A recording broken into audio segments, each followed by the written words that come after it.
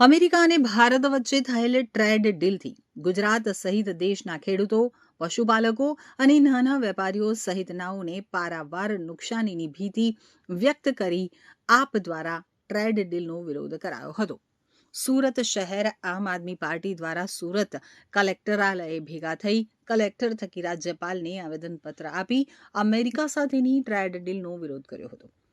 આમ આદમી પાર્ટી દ્વારા આવેદનપત્રમાં અમેરિકા અને ભારત ટ્રેડ ડીલથી ગુજરાતના ખેડૂતો, પશુપાલકો, નાના વેપારીઓ અને સામાન્ય નાગરિકોને પારાવાર નુકસાન થવાની ભીતિ વ્યક્ત કરાઈ હતી.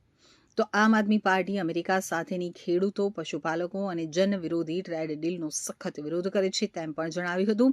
આ અંગે આવેદનપત્ર આપ્યા બાદ આપ દ્વારા મીડિયા સમક્ષ અમેરિકા સાથેની ટ્રેડ ડીલથી થનાર નુકસાની અંગે ચિતાર રજૂ કરાયો હતો.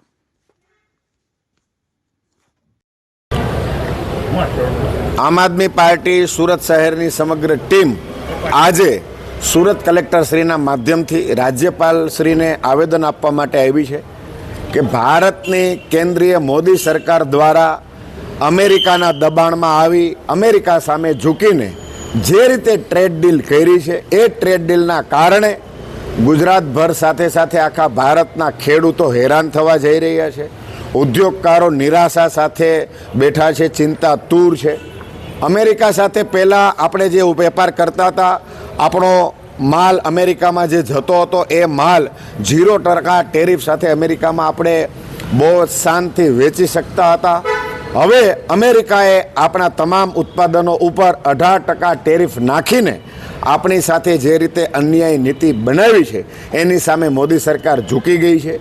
એનાથી જ બિલકુલ ઉલટું અમેરિકાનો એ તમામ માલ આ દેશની અંદર જે 5% ટેરિફ ડ્યુટી સાથે ઠલવાતો હતો એ તમામ માલ હવેથી 0% ટેરિફ સાથે આ દેશની અંદર ઠલવાશે. એટલે આપણા કૃષિ ઉત્પાદનો ઉપર બહુ માઠી અસર આવશે. હીરા ઉદ્યોગ ઉપર, ટેક્સટાઇલ ઉદ્યોગ ઉપર, ડેરી ઉદ્યોગ ઉપર, પશુપાલન ઉદ્યોગ ઉપર આની ખૂબ જ માઠી અસર આવશે. ભીતિ સેવાઈ રહી છે ત્યારે આમ આદમી પાર્ટી કલેક્ટરશ્રીના માધ્યમથી રાજ્યપાલને અને કેન્દ્રીય સરકારને આવેદન આપી રહી છે, વિનંતી કરી રહી છે કે આ ટ્રેડ ડીલને તાત્કાલિક રદ કરી અને પરત ખેંચવામાં આવે. જો એવું કરવામાં નહીં આવે, આ ટ્રેડ ડીલ રદ કરવામાં નહીં આવે તો આમ આદમી પાર્ટી ગુજરાત સાથે સમગ્ર દેશની અંદર લોકોને જાગૃત કરી આ ટ્રેડ ડીલની જે ભીતિ છે, ટ્રેડ ડીલના નુકસાનો વિશે લોકોને માહિતગાર કરશે અને કેન્દ્ર સરકારની આ ટ્રેડ ડીલના વિરોધમાં આંદોલન કરશે. કેન્દ્ર સરકારને અમે વિનંતી કરીએ છીએ કે તાત્કાલિકપણે આ ટ્રેડ ડીલ રદ કરવામાં આવે અને ભારતભરના ખેડૂતોને, હીરા ઉદ્યોગકારોને, ટેક્સટાઇલ ઉદ્યોગકારોને, પશુપાલન ઉદ્યોગકારોને રાહત આપવામાં આવે એવી માંગ આમ આદમી પાર્ટી કરે છે. નમસ્કાર, હું રજનીકાંત વાઘાણી, આમ આદમી પાર્ટી સુરત. આજે અમે કલેક્ટર ઓફિસે રાજ્યપાલશ્રીને કલેક્ટર મારફતે રાજ્યપાલશ્રીને એક આવેદનપત્ર આપવા માટે આવ્યા છીએ. હમણાં જ કેન્દ્રની મોદી સરકારે અમેરિકાના દબાણમાં આવીને એક ટ્રેડ ડીલ કરવા જઈ રહી છે. એ ડીલના અંતર્ગત એવી વ્યાખી વાત છે કે હવેથી અમેરિકામાં ઉત્પાદન થતું એ ટેક્સટાઇલની પ્રોડક્ટ હોય, કૃષિની પ્રોડક્ટ હોય, ડેરી પ્રોડક્ટ હોય, એ બધું જ ઇન્ડિયન માર્કેટોની અંદર 0% ટેરિફથી વેચાશે. વર્ષોથી આપણી અમેરિકા સાથે, ભારત દેશની અમેરિકન દેશ સાથે એવી સંધિઓ રહી છે. એના અંતર્ગત અમેરિકાથી જે વસ્તુ ઇન્ડિયામાં વેચાય છે એમના ઉપર 5%, 10%, 12% ટેરિફો ઓલરેડી લાગેલા હતા.